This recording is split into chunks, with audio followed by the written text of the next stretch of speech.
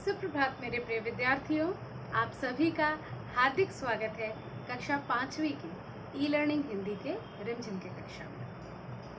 तो स्टूडेंट्स, जैसा कि आप जानते हैं कि हम लोग जो है कुम्मी के मतलब एक्चुअली हम लोग वे दिन भी क्या दिन थे चैप्टर पढ़ रहे थे, लेकिन उसमें हम लोग एक इंटरेस्टिंग सा चीज़ पढ़ रहे थे कि किस प्रकार कुम्मी के मशीनी अध्यापक के मशीन के डिस्क के जल्दी घूम जाने से उसको ज्योग्राफी समझने में दिक्कत हो रही थी और कैसे उसको सही कर दिया गया और फिर क्या हुआ कि उसका वो प्रॉब्लम सॉल्व हो गया। लेकिन प्रॉब्लम तो मशीन का सॉल्व हुआ, कुम्मी का क्या हुआ? और कुम्मी को उसी समय भूगोल का सबक सीख जाने बैठना पड़ा, क्योंकि इतने दिन से वो गलत ज्योग्राफी का चैप्टर्स पढ़ रही थी, उसका सही से कुछ हो नहीं रहा था।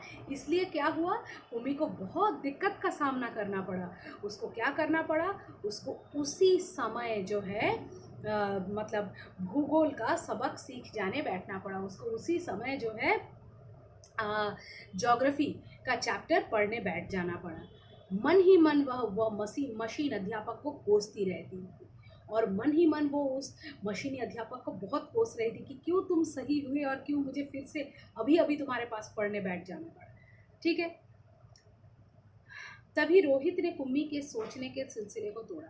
तब रोहित ने बोला, अरे बाबा रुको, बहुत सोच लिया तुमने, मशीनी अध्यापक, उसकी बोरियत, हमारे ज़माने के स्कूल, इसके बारे में अभी रुको, मैं तुम्हें जो बताने वाला हूँ वो सुनकर तो तुम हैरान हो जाओगे। बोला, हाँ, तब तो अध्यापक होते थे परंतु मशीन नहीं, स्त्रियां और पुरुष होते थे। तो बोला, हाँ, अध्यापक तो होंगे ही, विद्यालय भला अध्यापकों के बिना हो सकता है? अध्यापक जरूर होते थे, लेकिन वो अध्यापक कौन होते थे? स्त्री या पुरुष होते थे। अध्यापक स्त्री या पुरुष होते थे, मतलब हम जैसे इंसान पढ़ाते थे, मशीन नहीं होते थे। ठीक है, क्या कहा? कहीं कोई स्त्री या पुरुष इतने सारे विषय हमें सिखा सकता है? बोला, क्या कहा? ये क्या संभव है? कोई स्त्री या पुरुष हमको इतने सारे विषय सिखा सकता है? एक मशीन जैसे कर सकता है, क्या एक स्त्री पुरुष कर सकता है? क्यों नहीं? वह बच्चों को सारे विषय समझाते थे, गृह कार्य देते थे और प्रश्न पूछते थे। अध्यापक बच्चों के घर नहीं जाते थे, बल्कि बच्चे एक विशेष भवन में जाते थे जिसे स्कूल कहते थे। तो वो हमारे आज के ज़माने के स्कूल के बारे में कुम्मी को बता रहा है।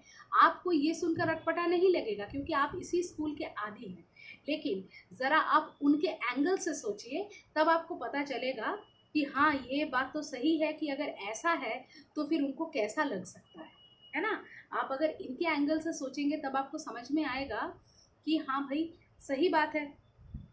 इनके लिए तो ये बहुत आश्चर्य वाली बात है। इनके घर में मशीन है, मशीन की चक्की तेज़ घूमने से बच्चा गलत पढ़ रहा है, ये भी किसी को भनक नहीं पड़ रही है।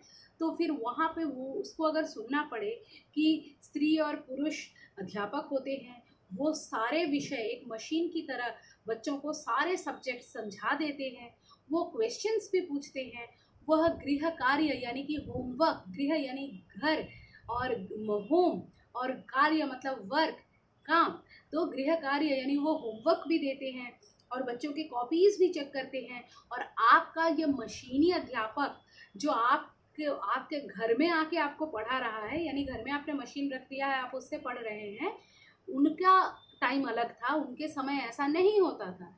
उनके समय बच्चे एक विशेष भवन में जाते थे जहाँ पर जाके वो शिक्षा ग्रहण करते थे और उसका नाम स्कूल होता था। तो इतना आप समझ गए हैं? ठीक है, तो फिर अगर समझ गए हैं तो फिर इतना ही आज रहने देते हैं, फिर आगे बढ़ेंगे, चैप्टर को आगे बढ़ाएंगे। ठीक है, धन्यवाद।